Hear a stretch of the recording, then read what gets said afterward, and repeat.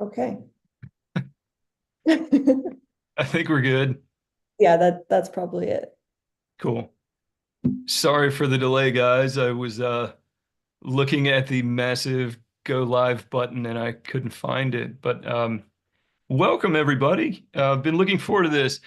Lots of fun stuff to get through today. This will be a Academy info session and also a really fun way to check out some effects that I wanted to demonstrate. So now that I've got the stream up and running, let's talk about what we're going to cover a bit today. Um, Mainly wanted this to be a fun thing just to share some techniques and tricks, but I also want to do a tour of my mentorship, Concept Art Academy, which is enrolling right now. We have another session starting on November 7th. So I wanted to just take everybody through the program, answer any questions that you might have, and then I'll move on to the fun stuff. A bunch of cool post-production and like polish effects on how to give your portfolio that wow factor, that stuff that looks really cool at thumbnail size. It makes people want to click into it and just really get eyeballs on your work. So that's the basic plan is a program tour, then fun stuff, effects and techniques, and then I'll end with some Q&A. But as always, chat is running. Celine is with me today helping, so she will relay anything verbally that I can ask while we're discussing that stuff. But let's jump in and check out Concept Art Academy. I will share my screen.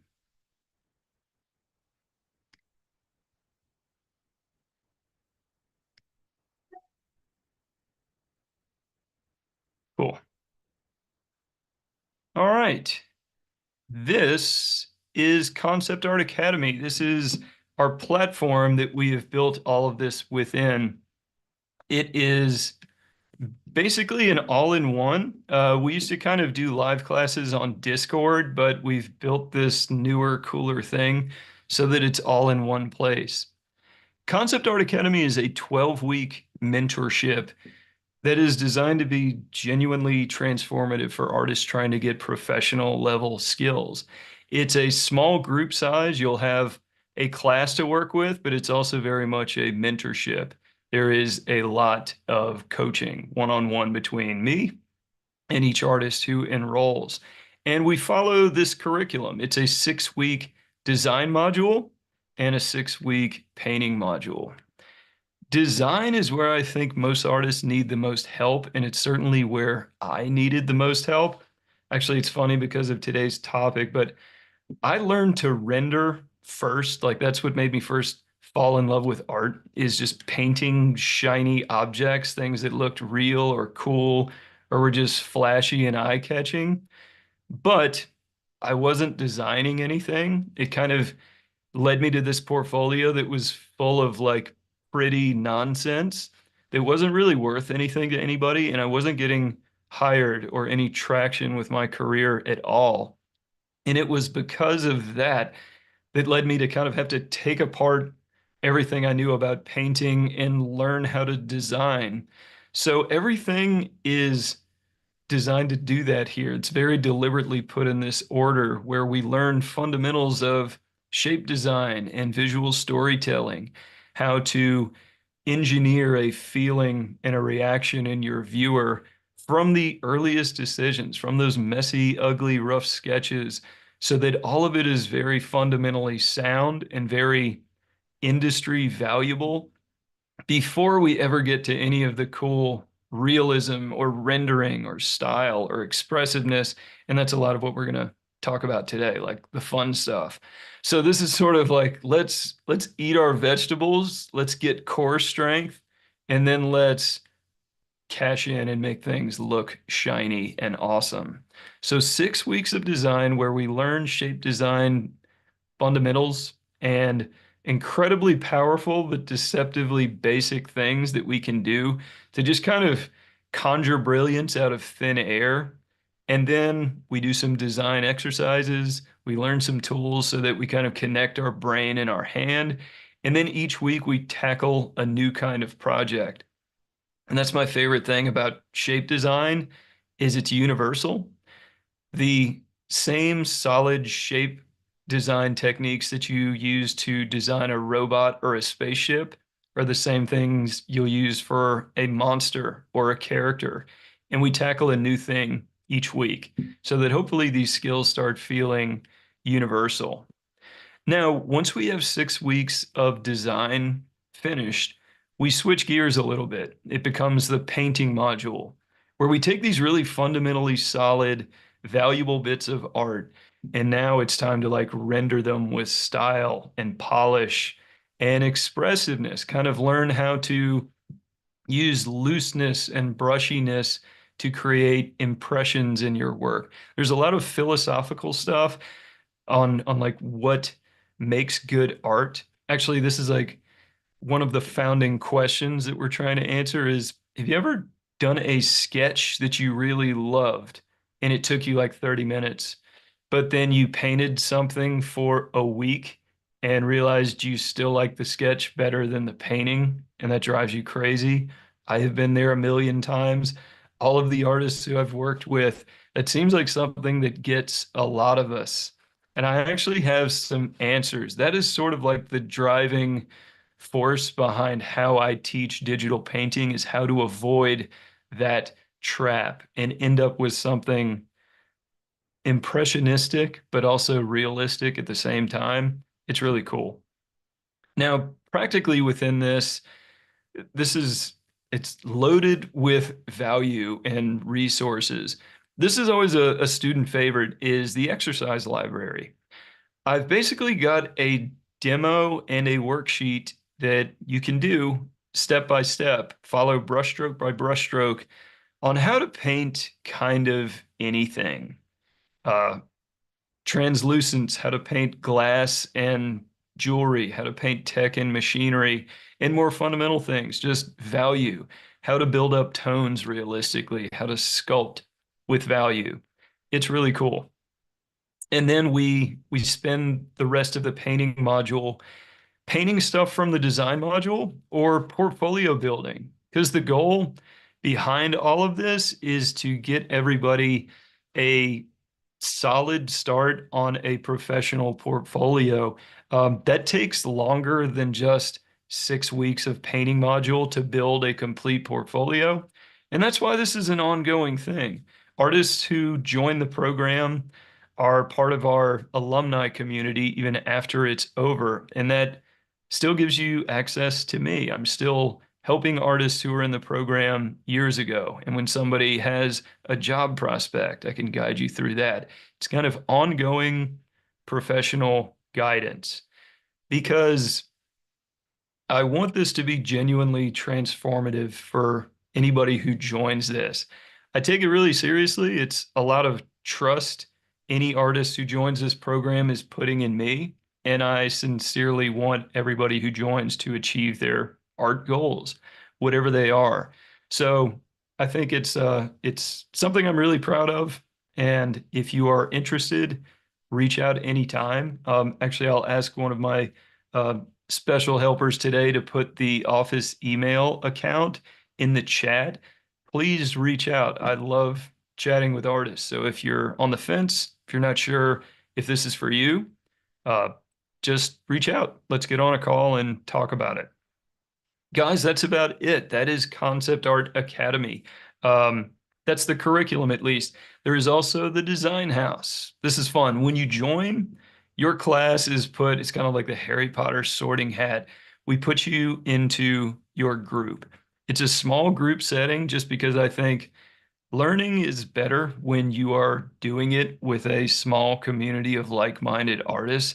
We cap class sizes so that it's always a very like small group vibe, but it's really great. Everybody lifts each other up. You kind of learn laterally from your classmates, and often graduates it sort of becomes like your professional network. We've had graduates who go on to get hired, and then it turned out that that studio needed one more artist and they knew a classmate. So this can be a really good thing. Cool. I'll leave it there for now just so that we can jump into some more cool factor stuff. But that is Concept Art Academy. Please reach out if you have questions. Okay, let's send that away. And where to start? Let's start with edge lights, which if any of my current Academy artists are in the group, you're probably rolling your eyes because this is like my go-to. I just can't find a situation where edge lights don't make things better. So everything I'm going to be working on today is a pretty finished painting. This is sort of like the we got to eat our vegetables before dessert. Well, I'm just showing you dessert. Um, a lot of this is just finishing touches and polish, just so that I can kind of rapid fire a bunch of cool stuff. But here we go. Edge lights on a new layer with a pretty light color, kind of an off-white. I'm just going to start painting in some edge lights as if our our figure here is like sitting in front of a window and there's this really intense beam of light just hitting the side of her face. Edge lights are magic. It's like instant cinematic. I don't know. It makes it look like a photographer professionally lit thing. So I always love the instant drama that this adds, but it also does other good things for us. It makes the figures seem more three-dimensional. It's like this plane going around her head actually seems like it's sort of curving away like a horizon. It also can give us some environmental cues, right? Like just by adding this layer, these like little linear blobs of off-white paint, it puts her in a place now. It's like she is in a room. Um, I love doing this with, I've been a Warhammer artist for a long time, and just having like firelight on the side of a face makes it look like a war zone. Um, if you want to make somebody look like they're in some like sci-fi or cyberpunk type of setting, this is, put like bright neon magenta on the side of their face. It just sort of anchors your subject into wherever they are. Oh, and by the way, this is just good old standard Photoshop round brush. Nothing particularly special about this. I'm just keeping flow and opacity low and kind of building tones up gradually. Um, let's keep talking about edge lights. I could talk about this subject all day, so I hope no one's busy. We've Um, got a question kind of related to that, yeah, but also that character related. yeah, please. Okay, cool. So for professional projects, what are the main avenues you go about creating your characters? For instance, like, are you given prompts about what the company is looking for? Are you expected to deliver ideas for them? Great question.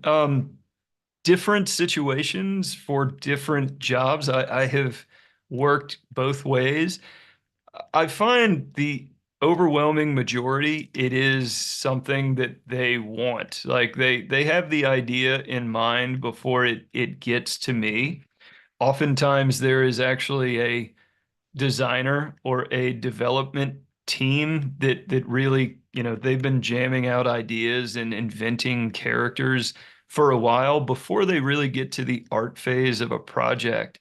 So in most of my professional work, it has been a pretty detailed brief. I I think it's my most recent video post was this cool cowboy hunter guy I did for the YouTuber Boylai Hobby Time, working on a game called Wild Imaginary West.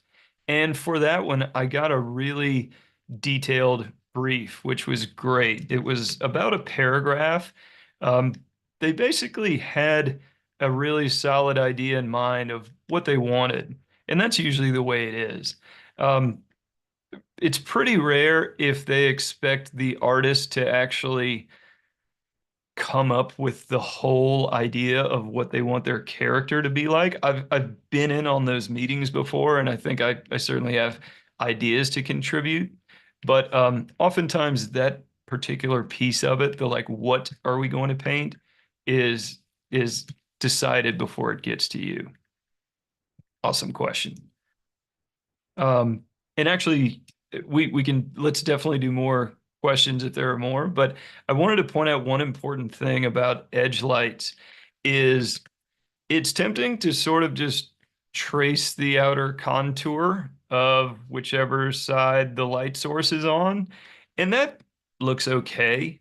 But it's important to note that the shapes of these highlights are actually really important, and there's a lot of information that lives within there.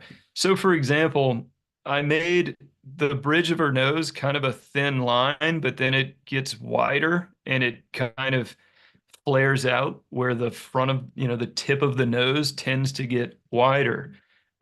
If we paint, let's say her cheekbone is catching a little ray of sunlight, we don't want that to just be a line. We actually want it to light this sphere on the side of her face. And just to kind of leave that mark as sort of a solid shape, and then I'll erase that away. And it looks like the light is kind of falling off as it wraps around her face. I love that. And it kind of makes it feel like a cast shadow at the same time. So, as powerful as edge lights are, just remember they're not just a little pinstripe going along the side. The shapes that we choose actually describe these forms in a really powerful way without a lot of exhaustive rendering. I mean, I think we're about 10 or 15 minutes in on what I've been doing here, and I feel like there is so much information just with that. So, really powerful. Also, it's cool how hair can catch this light. Um, Also, my current artists will know that I'm a big fan of impressionism, especially with hair. But edge light is one of the few places where I think an actual individual strand of hair looks really beautiful. So smudging little wisps like that, it's just so cool. Eye candy. Um, Cool. One last effect I want to apply on this. So we did this on its own layer for a very particular reason. Well, first of all, it's nice to have editability. So again, if she were in some different setting, I can just change the hue or the value of this, and it like changes the whole vibe, right? I actually really like that kind of nice peachy color. So having this on its own layer has a lot of pluses, but this is what I love to do is copy this layer.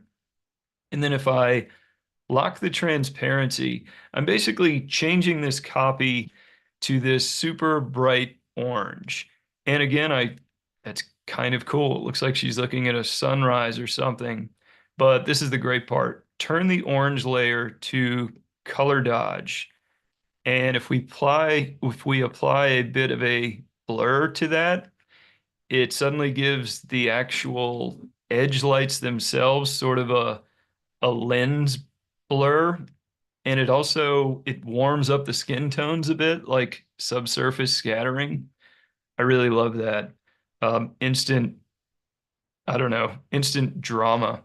So this is the original painting. Basically, I kind of just did all of that other stuff, but head to toe. And I think it feels completely incomplete without the edge lights. So I hope that is useful for you guys. It works on anything, and it anchors things in the environment. It makes them more three-dimensional. It just looks cool and looks cinematic. So win-win. Um, any questions? I was going to jump to my next fun thing, but happy to answer questions as they come. This is a question, says, do you have any before and after results of your students to show us so we can get a better picture of the value of this mentorship? That is such a good point.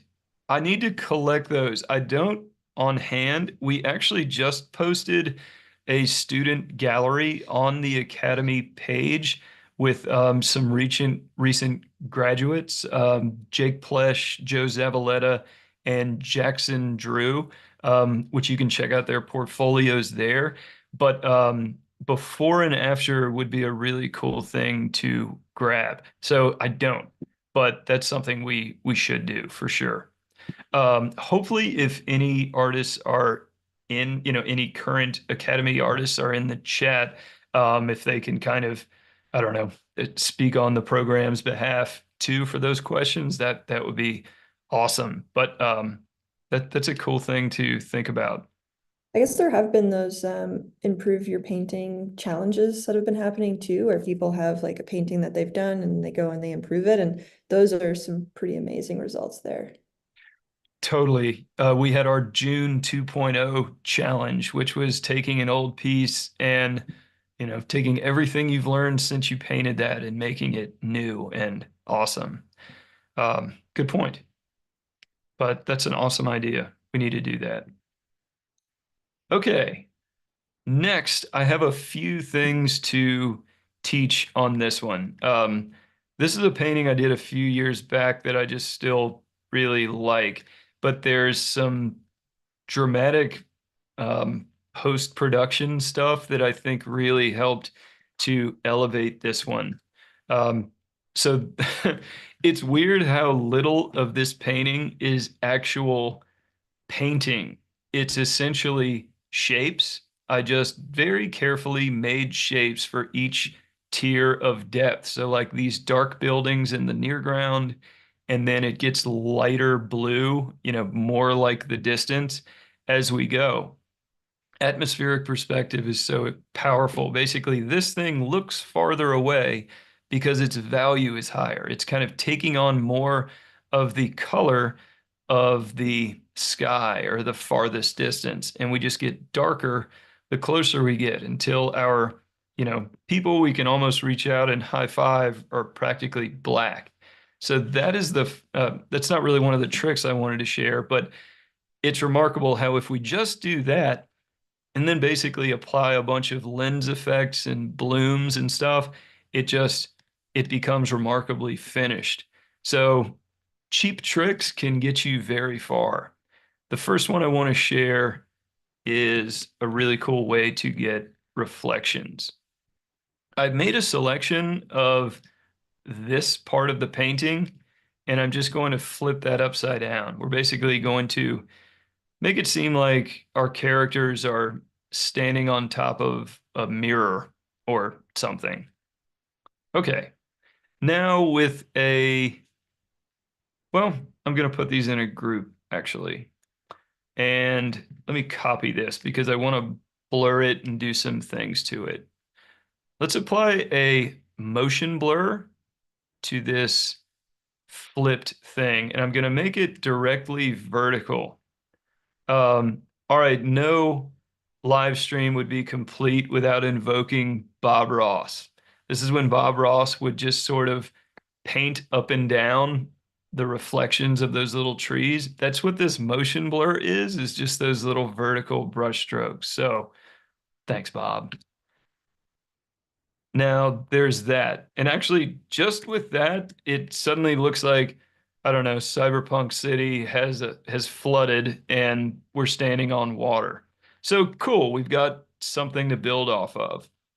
Let's let's set this to a different blending mode. And usually I think hard light is pretty good, and I'll lower the opacity.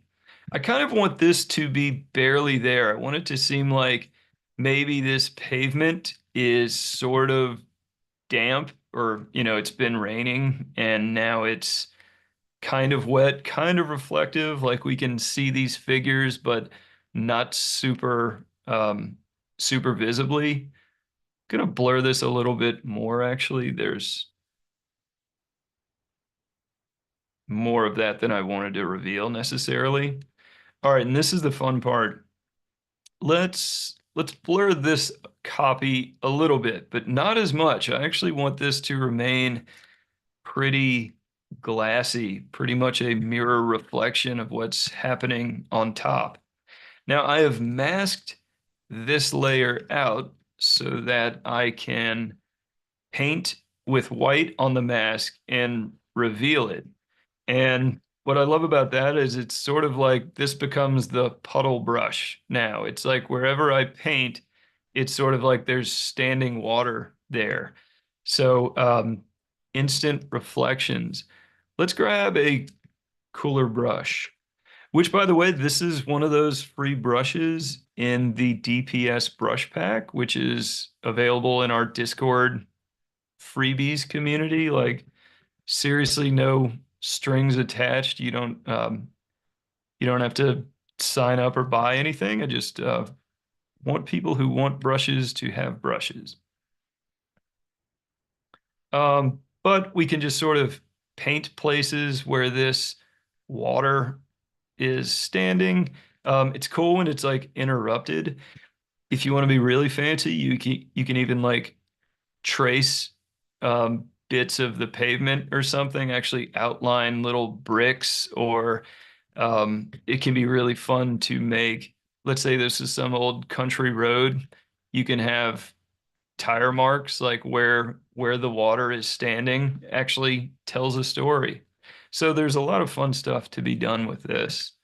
Um, I'm a big believer in custom shapes, and what I usually do for this kind of thing is grab some stamp shape that is like as random as possible. There's one I am searching for that is, it was made from a photo of clouds. There you are. Actually, let me show you what this shape is. It's that. So kind of a cloudy sky. And if we just stretch this out, it's kind of a nice like way to randomize where these little bits of water are standing. But that's the idea. Instant reflections. Maybe a tiny bit of blur on that so that those puddles aren't so perfectly cut out. Nice. Maybe we'll mask that in a little bit, but that's the basic idea. Instant reflections just with essentially two layers, and it's just taking what you've already painted and flipping it upside down, and it's instant coolness. Um, Good pause point if we have any questions still in, or I can keep going if we're good. Nice. Yeah, perfect. We've got one. So basically someone's saying that they remember years ago an industry professional telling them that cheap tricks won't get them far. And so I think they're kind of curious about what makes the course content unique. Is it something around learning the hard way through experience versus learning what a professional knows through mentorship? Like, sort of, what are those kind of key ingredients?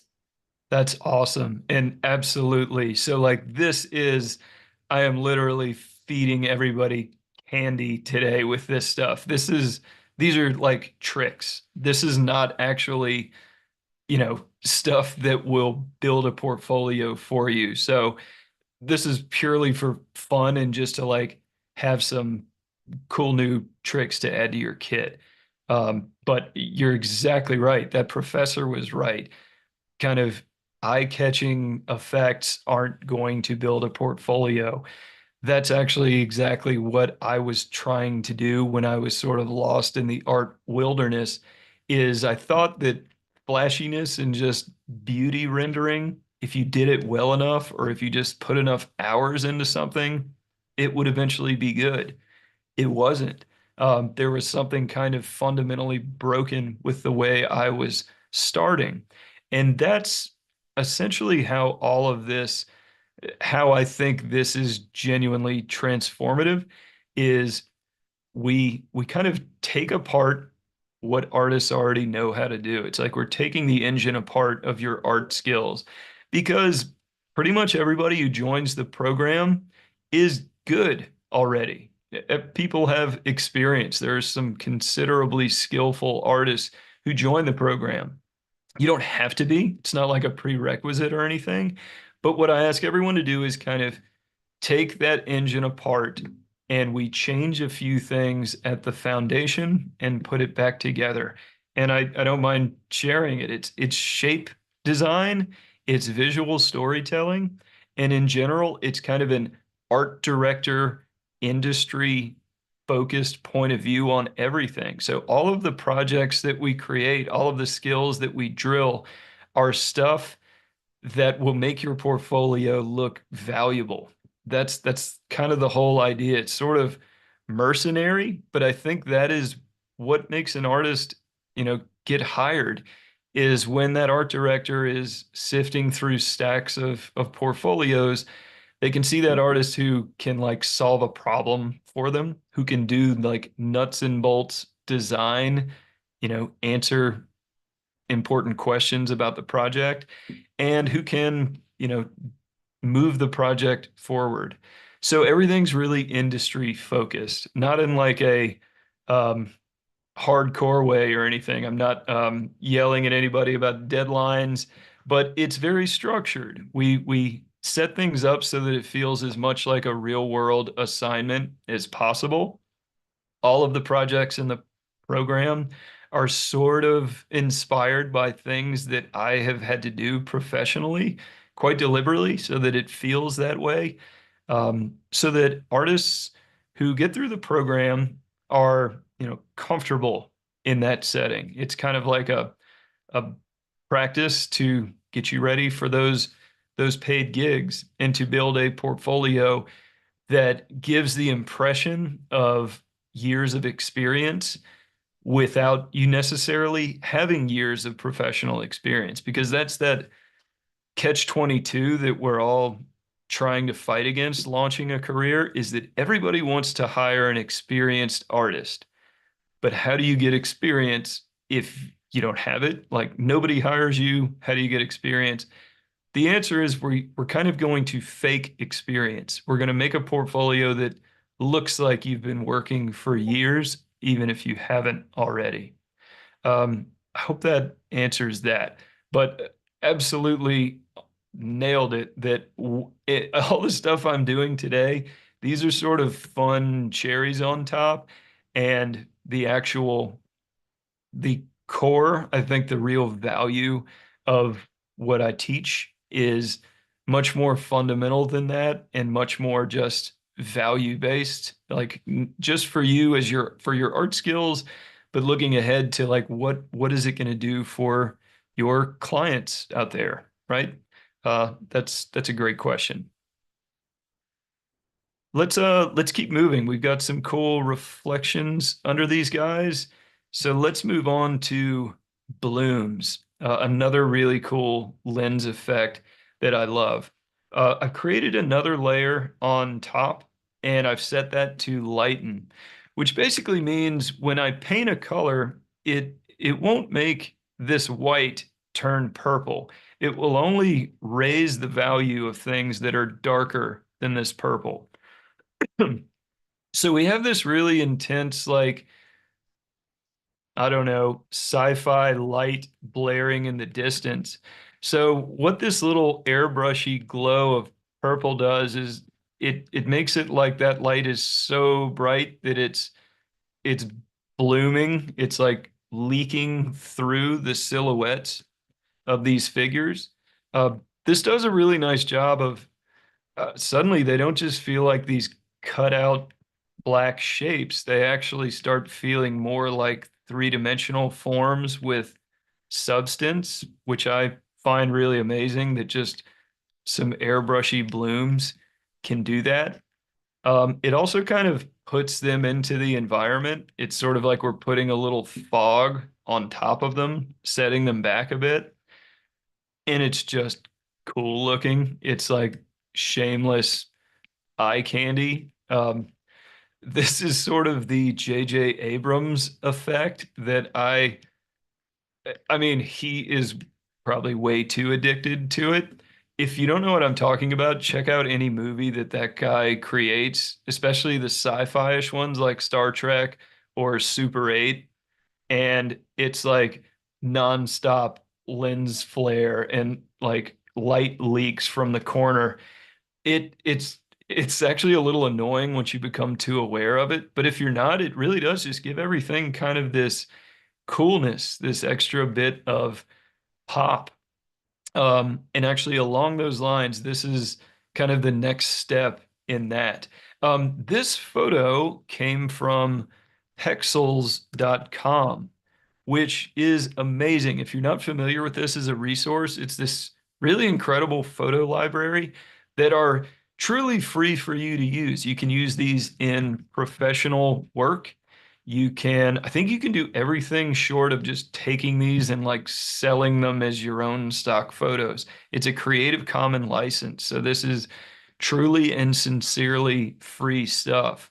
And I wanted to, first of all, show Pexels as a resource, but I also wanted to give a shout out to this artist, Itsy Photo, because I have used this particular shot of New York for this lens blur like a lot of times, and just her stuff is really cool. I think she's in Mexico City. Anyway, check her stuff out. I am definitely going to send this photographer a Christmas gift one day because I have really had fun with this exact part of her photo. Now, I'm not just going to paint in not quite Times Square into this painting.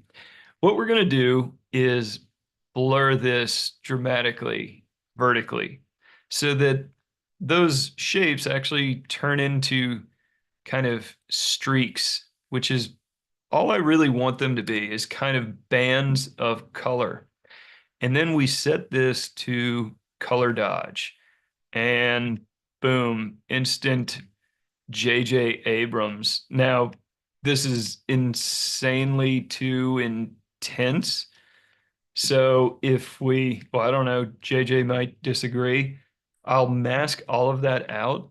And if I just reveal it with a white airbrush, and let me zoom in because this happens sort of subtly, but if I just kind of make it appear very subtly, um, you know, with restraint, all of this stuff is to be used artfully. Otherwise, it just takes over and becomes just fizzy visual noise. But when used with some restraint, it's kind of awesome. So that streaky light effect, and again, it was just that photo with a motion blur and set to color dodge, and I think I've used dozens of these, and they all bring something cool and different to this effect. But really cool. Let's see how far off from the original I got, but that's definitely what I did here. Um, Hopefully you can see the like reflection stuff happening and all of those blooms and glows to just make it feel all cyberpunk and cool. Hope you guys like that. I love lens flare. Um, any other questions to catch up on, Celine? Yeah, we got one.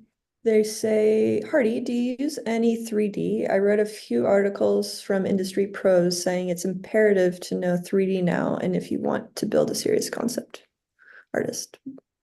Great question. I don't use it at all. Um, So I guess I would push back on it being imperative. It's cool. Look, first of all, any skills you add to your, you know, toolkit are huge. So anybody who is at all interested or it's great. Like you should add every available skill. All of it makes you more competitive and more valuable as a hireable artist. I just kind of don't have the need for it personally. Um, I can usually, I guess I've gotten pretty fast at doing things. I've found a 2D workaround for sort of everything. That being said, uh, 3D art as part of a workflow is awesome. In fact, we have Concept Art Academy artists who bring that in, even though it's something I'm not specifically requiring in each project. Artists kind of bring in their own workflow to get to a different effect. So it's awesome. It's valuable if you are inclined to learn it. I don't think it's necessarily imperative, even for an artist, seeking to launch a career in 2024. I think it helps. I don't think it's disqualifying if you don't have that. Uh, and I think that is a bit of a hot take because I have also read those things where people just say if you don't know 3D, need not apply. But I think if you are actually a concept artist or even in specific lanes of illustration, it's not at all disqualifying if you don't have that. I think you can get far with shapes, sketching, and painting. So convoluted answer, but that's a great question. I don't think it's a must. I think it's a plus. We've got another one. It's kind of a funny one. Okay. How how do your pixels look so crisp when you zoom in? And then there's a crying emoji, cries in Procreate. That is, well, resolution is important, first of all. Um, for the most part, I try to work for a landscape at around 4K, 16 by 9 at 300 DPI. For a character, 10 by 14. I don't know when I settled on that, but I've that's been my starting dimensions for a long time. But 300 DPI tends to get you about all of the resolution that you need. I am zoomed in at 200% here, but any further than that, and it does start, actually, that still is holding up pretty well. Um, I don't really have a great answer for that other than Photoshop seems to do a pretty good job of maintaining that fidelity even as you zoom in to like way too close 1 pixel brush painting steps. Actually, I'll kick it to the crowd on that. If anybody knows of a Procreate specific solution to that, please help our artist out here.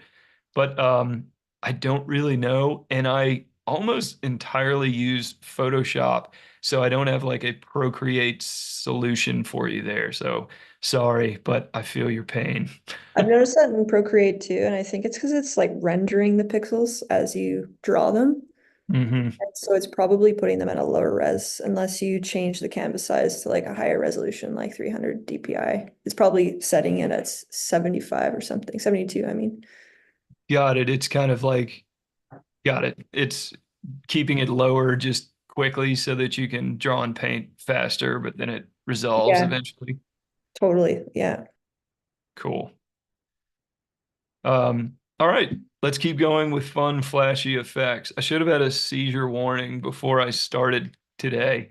Um, this painting was really cool. This was part of that, or this was the Art War challenge that I did against Christoph Young um, over the summer, which was super fun. We both painted a sci-fi witch, and this was my entry. Christoph is phenomenal. If you're not familiar with his stuff, go check out his YouTube channel. But I wanted to show you guys how I did these magic effects. The idea was a witch who had like black hole power or something. Like her specific magic was antimatter. So I wanted to just undo these effects layers and let's make these cool magical rings that I was trying to imply was sort of a black hole, like a singularity or something. And I think it worked pretty well. I also had the multiple arms things.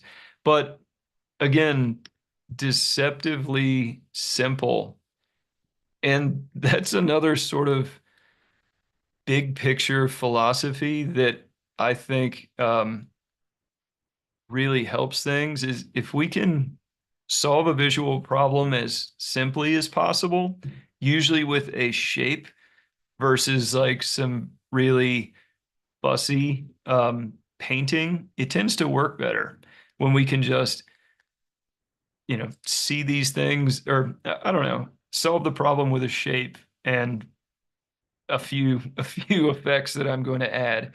It tends to work better. So that's what led me to like, let's just make a perfect circle. It's simple. It's I don't know, this perfect geometry somehow implies like sophistication, even though it's, something we all learn in nursery school. Um, it's powerful. I use the circular marquee to make a stroked selection to create this ring, and I'm just copying that and I don't know, making it seem like some sort of Doctor Strange spell is being cast between these ghost arms a little bit. Um, Now, the first thing I want to try is to apply a layer style to these little white strips. So in Photoshop, we just go to layer, layer style, and I'm going to try outer glow. Perfect. I must have been using this recently. Its blend mode is set to lighten again so that it won't actually put blue tone over like these white edge lights, for example. And then we have control over the color, kind of like that deeper one. And also like how big it is. There's all kinds of ways we can adjust this. But okay, there is that. And actually, I'll copy this effect to these other rings. But let's make that like there we go. Kind of smaller and tighter. Just out of curiosity, that's kind of cool. Instead of lighten, I've switched that one to color dodge. In general, color dodge seems to be useful when there are some kind of like special effects going on. That one can solve a lot of problems. Okay, I'm gonna mask these out a little bit so that they're not like all the way there everywhere, like they're sort of fading in and out of existence. Now, this is a workaround that I've had to find. If you add a mask to something with a layer style, it does this kind of annoying thing where it makes the pixels of like the white ring go away, but you can still see more of the effect than you want for some reason. So instead of applying the layer mask directly to this layer, if you just put it in a group and then put a mask on the group, it will actually make those things go away, properly. So putting things in groups weirdly solves a lot of problems. And I'm just painting with black to kind of make the rings go away a little bit. All right, let's copy these big rings at the bottom and I will blur that so that we kind of have a version of this that is, I don't know, more of a glow. And I will mask that out. And let's sort of, if we just reveal that in certain parts, it, I don't know, it makes it seem like it's pulsing a little bit, like the light is stronger in certain parts. It actually makes the whole thing kind of rotate a little bit, which I find really cool. It just gives it a little something going on other than just glowing perfect circle. We're starting to get somewhere here. And then finally, let's grab a streaky photo again. There we go. Thank you, Itsy Photo.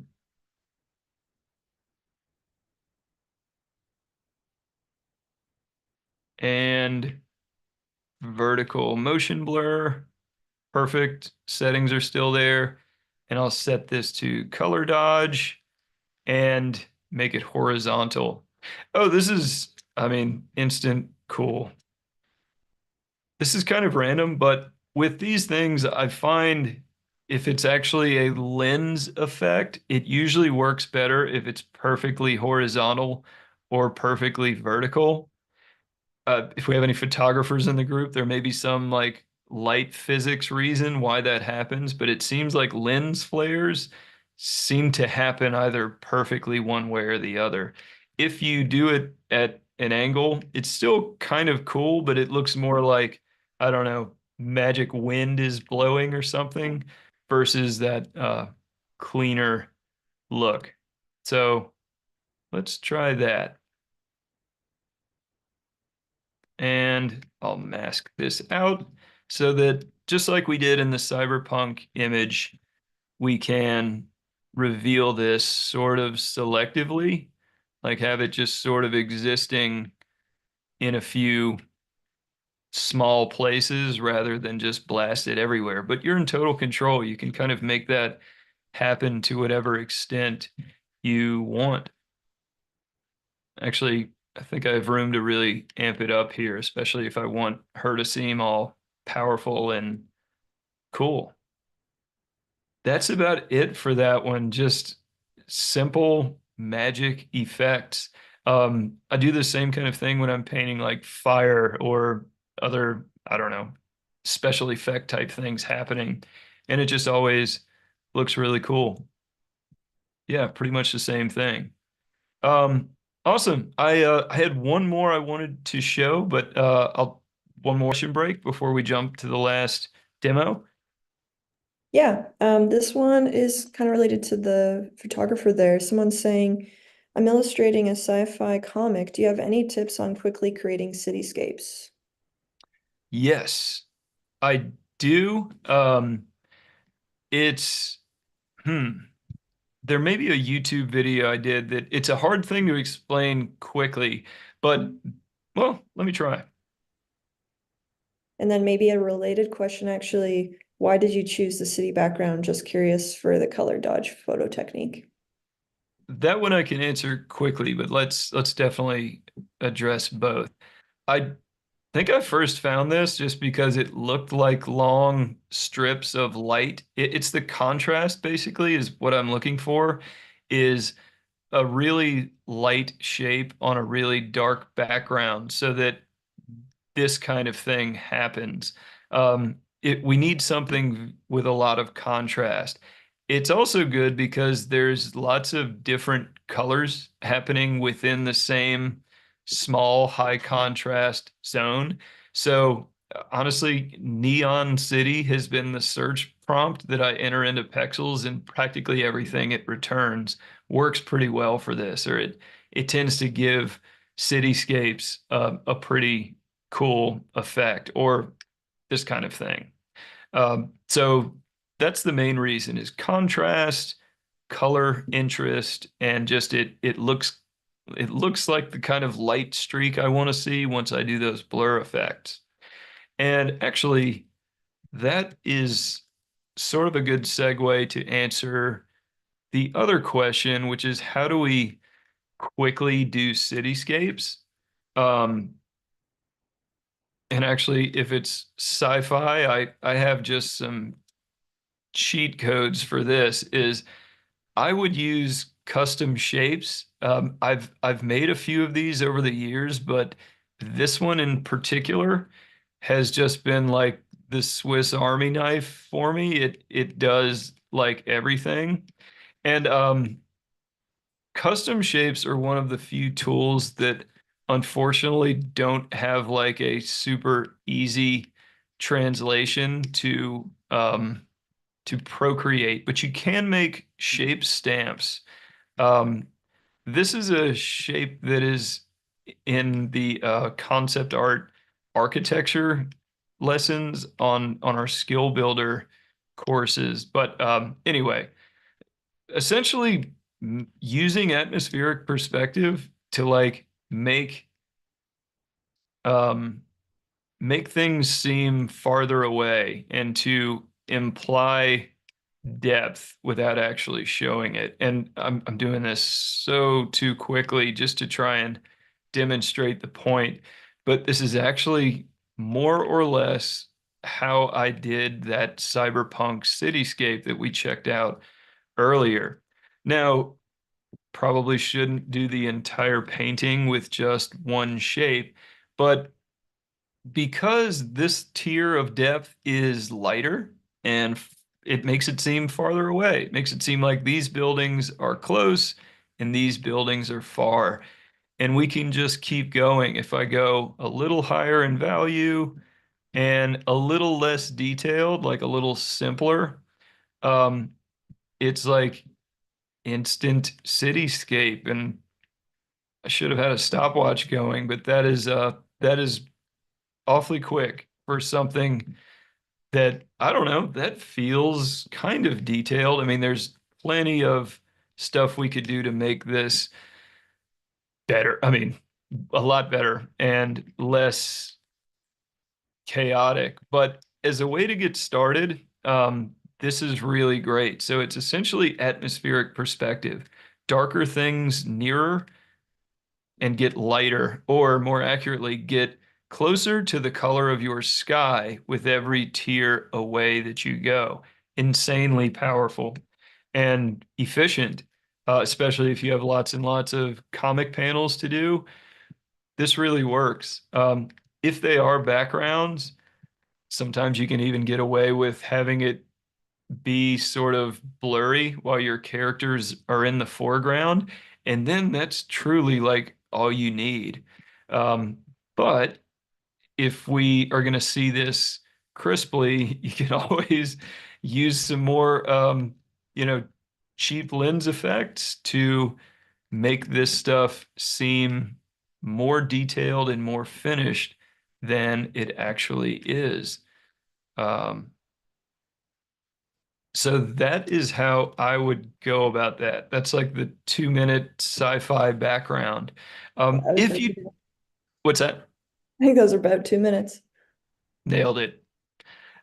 If you don't have custom shapes or if you're not using Photoshop, you can still do this kind of thing just with, a big square brush. You just actually have to do more painting. Once you get a little detailed bit that you like, just copy it and rotate it and move it around, kind of like the stampification of these building shapes. I think it can get you pretty far with very little effort. So without knowing the exact situation you're in, I hope some of this will be helpful. Cool. All right, let's finish with this dragon, which this was a YouTube painting from a month or two ago. And I wanted to do this because at some point in that painting, I the dragon was like gold or kind of yellow, and I really wish I hadn't changed to blue. Um, if you guys may have noticed from my YouTube paintings in my portfolio, I'm a little bit addicted to this color. I just jump, look, this painting behind me. I jump back to this every time. It's kind of like my comfort color or something. So I wish I had just seen this one through and made this dragon gold just for something different. So today we're gonna rectify that. Um, I wanted to show some little color punch up things that we can do that make a painting look just nicer at a glance. Um, one thing we always need to keep an eye on, and this is the reason why it's a great idea to keep the navigator panel up in Photoshop, is we need to see, is this working at small scale as well as full scale? Usually, if there is some problem with the image, you can kind of spot it more easily when it's small. It's weird. It's like sometimes shadows and highlights are confusing the design shape. It can be a lot of things, but it seems like the thumbnail can often reveal some truth that you're missing with the rest of the painting. So, kind of a little side note, but that is very helpful. What um what I also wanted to do is just show some color modulation stuff with this. Let's do that by making these colors a little more rich. I'm going to add some adjustment layers.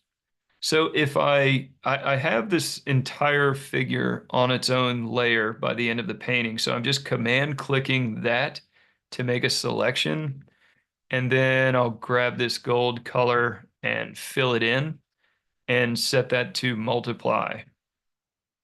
And let's see, that's pretty good. You can always change the colors of your multiply layers even after you have applied them. So I'm kind of just trying to anchor this, I guess, like give it this rich, deep hue. And then I want to mask that a little bit. And well, first I'm going to try adding an overlay layer. Basically, multiply darkens, and I'm going to use overlay to try and warm things up a little bit, kind of approaching this from two different sides. And wow, that is like burn your eyes warm. Okay, dialing the multiply back a little bit. I am arriving at a point.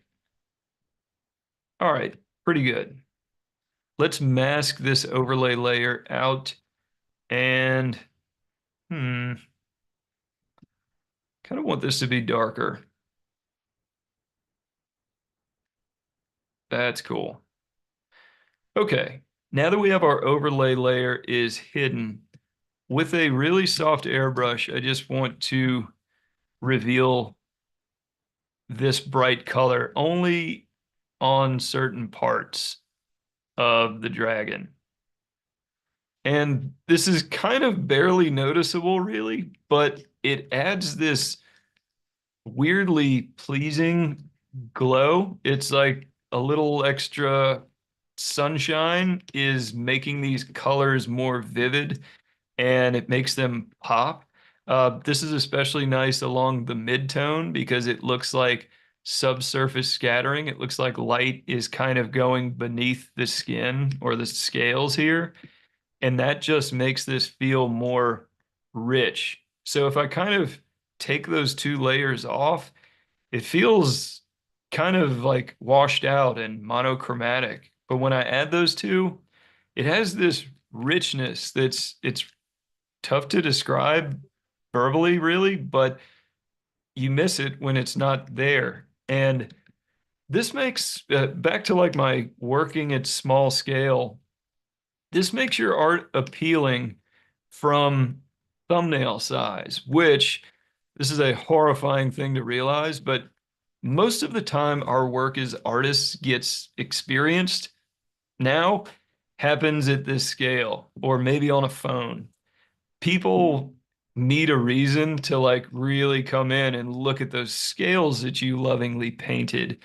This kind of thing gives that. It kind of, even at small scale, and again with an eye on this navigator thumbnail, it just looks more rich and more appealing. Hue variation is this strange bit of voodoo we can do as artists that just make everything feel more rich.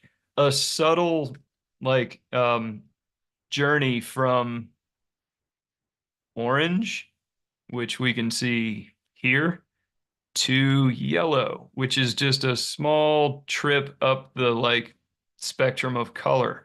That tiny little shift from one to the other just does something to it. It makes it cooler. I'm sure we could make this work with blues and like slight changes from blue to green. And I'm doing the same exact steps, just super quickly. Um, so instead of blue, maybe I'll shift this to slightly cyan and really make it intense. And if I just apply that same mask, it just kind of makes, ooh, it gets a little blown out there. But I don't know, it does something cool. So with one multiply layer and one overlay layer, with an eye on like just barely giving it a little hue shift, like going from blue to cyan or orange to yellow, it just really makes things look nice. And my final thing about this is I love doing this with figure paintings, especially. I always put a little glow of yellow right on the hairline, especially with red hair, just so that we have that shift from orange to yellow. It also kind of makes skin tones feel a little more nuanced. This is a big part, hue variation is a big part of what makes skin look believable and realistic. It's that subtle shift between like on a dude, we have like grayer, greener skin tones where there's stubble, and then much like pinker and redder where there's not basically. And, there are parts of the face that are way more pink or red. And not just with lighter skin tones, but every skin tone, there are subtle variations in hue that make it feel alive, make it feel like actual skin versus just kind of a one note skin colored plastic.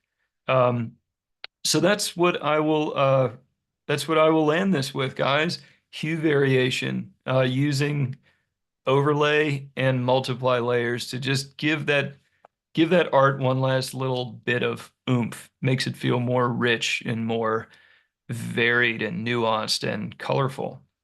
Hope that is helpful. Hope you've enjoyed these. I'll maybe I'll put the Academy page back up, but happy to hang out for I had hoped this would be about an hour and 15 minutes, so maybe 5 or 10 minutes of Q&A or whatever everyone has. And now actually that I'm not painting, I can look at the chat. But yeah, Celine, did you catch anything that anybody had? Yeah, one question around color. They're wondering if you ever use color lookup. Hell yes. That is my like, I just discovered that those things exist and it's kind of addictive. Actually, I'm so glad you mentioned that because that totally fits with what we're talking about today. Um, if you somehow aren't aware of these, like I wasn't for my whole life till 6 months ago, color lookups are right here. I have been using this little dialogue to do like brightness adjustments forever, and it's been right there. These are essentially filters. They're like applying a specific color profile, I think, um, to your painting. And they can be really interesting. Um, Sometimes they can like give your painting a vibe that you wouldn't have gotten there on your own. It can give them actually this perfect. This sort of makes it look like an old Polaroid or something. It's sort of the same as like an Instagram filter or stuff that all of our photo apps can do, but it's cool. Now, I think like anything else, and like absolutely everything I've shared today, like these are all effects. They're all little bits of polish on top of it. None of this stuff will actually make a cool painting for you, but these things are nice as like little final bits of post-production treatment. And I really love doing that. So I'm so glad you mentioned that. Hopefully, if one person at the stream today was not aware of this and they are now, then that was worth your while. Really great question. Oh, that's kind of nice. I almost always find something that I like a little bit better. And you are in control of this too. You can mask it out or you can drop the opacity so that it gives a little bit of flavor to it, but it doesn't take over. So, like everything, it's all, something we can throttle. Awesome. Actually really like that. Wish I had done that. Cool. Got another one. Let's do it. Someone's wondering, do you encourage people to join the monthly challenge? Absolutely. If nothing else, it's really fun. We try to make the topics each month like something interesting and cool, and it's just a fun way to like connect with other artists and compete. We actually have some pretty cool prizes. But it's just a good time and a good way to stretch your creative muscles and, keep yourself coming back to your art, which is a huge part of improvement is just maintaining that excitement and really liking what you're doing. So that's a great way to do that and meet others who are, you know, have similar interests. Like it's cool. Absolutely. Super fun. Go check it out. It's October Nightmare right now, and it's still pretty early in the month. So if you have a fun, creepy idea in mind, you still have plenty of time to get that done before the challenge closes, usually in the third week of each month. But please check those out. They're totally free and they're a blast, and you can win stuff. Awesome. Cool. I don't know. I might just go ahead and call it there. I will close with one last like absolute open door policy. If anyone at all present today, or if you watch a recording of this, if you have questions about Concept Art Academy or just want to talk to me and see what it's like to work with me, it's an open door. I sincerely like chatting with artists. So our office email will be in the chat. I'll be sure to put it in the description once the recording posts. But don't hesitate. You're not bothering me. I am delighted to walk you through this because it's an investment for sure. It's time and money that is involved with this. And I want to make sure absolutely everybody knows what you're getting for that and is comfortable with everything before we go. Oh, one last FAQ about the Academy that I should mention. Classes happen once a week. There is a live class each week, and they're on Thursdays at 11 a.m. Central. However, that is not a big deal. If you have a conflict at that time, all of them are recorded and they're just visible right here within the platform. So this is the curriculum. You can work through it week by week. Live class occurs here, and if for any reason you weren't able to be there, it's recorded for you. So all of this is made to accommodate busy lives and let adults keep adulting while getting better and kind of moving from where you are with your art to where you want to be. Uh, cool. Guys, Hey, I'll leave it there. Oh, did you have something? well, there was a few more questions actually that it's almost like as soon as you called it, everyone's like, wait, wait. But I think there's just one more that is maybe worth chatting about if you Yeah, got time. sure. So it said, would you mind talking about how in-depth the 23 real-world simulated portfolio projects get into? Are these simulated projects more geared towards the design aspect or fill illustrations? Awesome question. Okay, so 23 in total across the entire program. So once we get through all of the concepts and theories and exercises, once we have once you have learned the ideas behind what we're going to do, I love to throw everyone into the deep end and just start making projects. We learn to do by doing these things. So we kick it off with Machine Week. This is like our first series of projects where we start learning our shape design and storytelling and shape language, everything we learn in the first 2 weeks. This is your trial run. Each week we tackle a different project type. So machines, we do a pistol or an assault rifle or a port ship or a robot. And that's kind of how it works. We have options each week. Now, I ask artists to do one project per week, but no one ever listens to me. Everybody gets excited and they do multiple. And that's awesome. Um, you can do every project every week if you are feeling that, but you don't have to. There's plenty of time to go back and do things, that you weren't that you didn't get to the first time.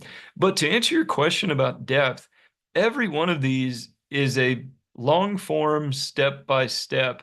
This is the brushstroke I'm making. This is the design principle I'm thinking about when I am doing X, Y, or Z. So it's all designed to be as, you know, handheld through this as possible. Not so that you can copy each demo project, but so that you understand the process that got me there. You understood the brushstroke, the technicalities of how I would execute that. And it just kind of carries forward to each week. So just to click into environment, we have actually, I think it's 6 projects to choose from this week. So again, there are lots of full projects to kind of guide you through each week. You don't have to do all of them because this can be really daunting if you think you have 6 finished designs to do before our next class. It's not like that at all. But some overachievers in our midst often do do more than one or do them all, which is crazy. But that's it. There are multiple projects within each week. Um, let's see, within, if we jump to the end, I've got 3 for character week. So this like Moon Guardian, this violinist character, and then this alien who is sort of stretching the definition of character versus creature. But that's how that works. It's 23, or actually I think I've added to them over the years, so it might even be more than that now. But every project is full length, step by step, literally. And as you work through everything, there's a dialogue going between me and you at all times. So if you have a work in progress, if you have a very rough sketch of a design and you're not sure which way to go, artists just message me. We have a direct message system within the platform too. And I send Loom video paintovers, which actually is very much like this. It's my little talking head in a circle in the corner while I paint over your work, and we just talk through all of this. So it's a true mentorship and a curriculum designed to give you the closest possible experience to that professional world so that by the time you're done, you've really drilled through these skills and you're ready for kind of anything and then beyond portfolio building and working towards career launch for those who are showing up for this as a career launching tool. Good question. Anything else? I definitely don't want to like pull the plug if people are still asking, but again, open door office at digitalpaintingstudio.com. And, I can answer any questions anyone might have. I want everybody to know exactly what they're getting into and what they're getting for showing up. Guys, thanks so much for coming. This was fun. I hope you got a few cool new tricks. All of it's just fun little finishes for your toolkit, and hope you enjoy this.